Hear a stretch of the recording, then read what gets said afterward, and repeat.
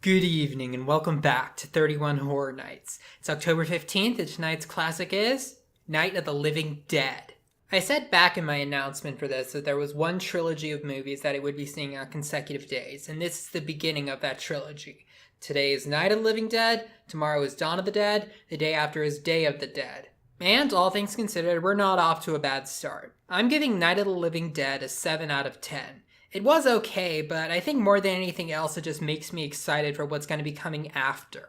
Night of the Living Dead is a depiction of what's happening right at the beginning of this giant zombie epidemic that's shaking the entire world. Basically, the dead are coming back to life, and they're walking around as zombies who are trying to attack and eat humans. It's not like in 28 Days Later where the zombies are really fast. In Night of the Living Dead, all the zombies mostly just walk. They get their advantage from just how many of them there are and how relentless they are. The dead will rise up as zombies pretty much minutes after they die, and the only way to stop a zombie is to either light it on fire or severely damage the brain, either by shooting it in the head or hitting it in the head really hard with something. The plot of the movie mostly just follows one group of survivors, and the main character of this movie is the self-appointed leader of that group, a man named Ben.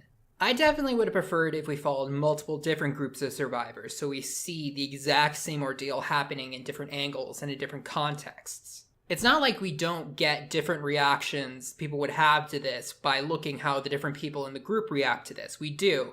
I think the main problem with us just focusing on one group of survivors is that the movie is physically stuck at one location. For pretty much the entire movie, you are stuck at this one house. George Romero had another opportunity to make a movie about the outbreak of an epidemic like this much later on when he made Diary of the Dead in 2007, and in all honesty, I think I like that movie better than this one.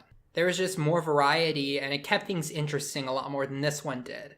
One thing I will give to this movie is that when I was watching it, I was starting to think about what I would do if something like this actually happened, because when you get right down to it, the writing is very good in the fact that all the characters just come up as normal people. They argue, they think differently, they have petty spats, they each have their own thing in mind as their goal. It's not like the entire group just wordlessly follows Ben's orders, far from it. Some of them are a lot more paranoid than others, some of them are a lot more stubborn than others, some of them keep their cool when things get intense, and one of them pretty much loses her mind right at the beginning of the movie. And it's kind of uncomfortable when you're watching this because you're thinking, which one of these people would I turn into if this happened to me? I'm sure most of us think that we would be a Ben as opposed to some of the other characters, but not a lot of people have been tested to that extent.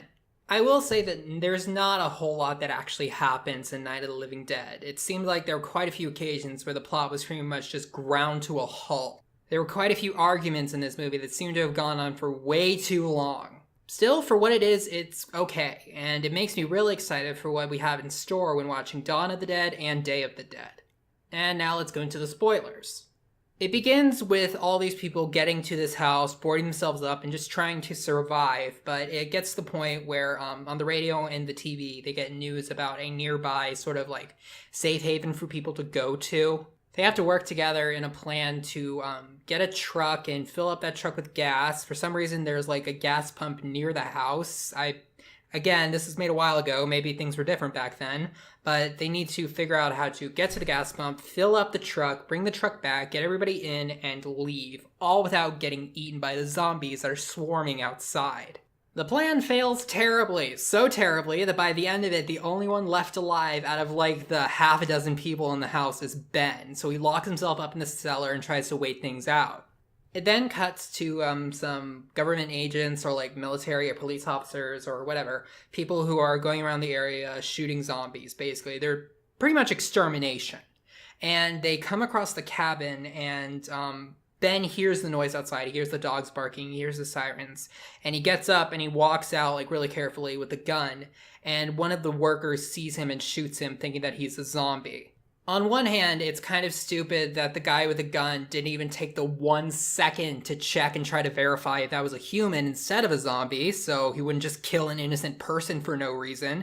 But on the other hand, it's kind of stupid that Ben wouldn't take the 1 second to call out and confirm that he's not a zombie so he wouldn't get shot for no reason. So I guess both sides are just stupid in that moment. One of the themes of this film is that in this situation, zombies aren't the humanity's only problem. Another huge problem is other humans, and I'm sure that that's going to be explored further in Dawn of the Dead and Day of the Dead. Night of the Living Dead holds up okay. It's not spectacular, but it's not bad either. It did make me very excited for Dawn of the Dead tomorrow, so I'll see you guys then.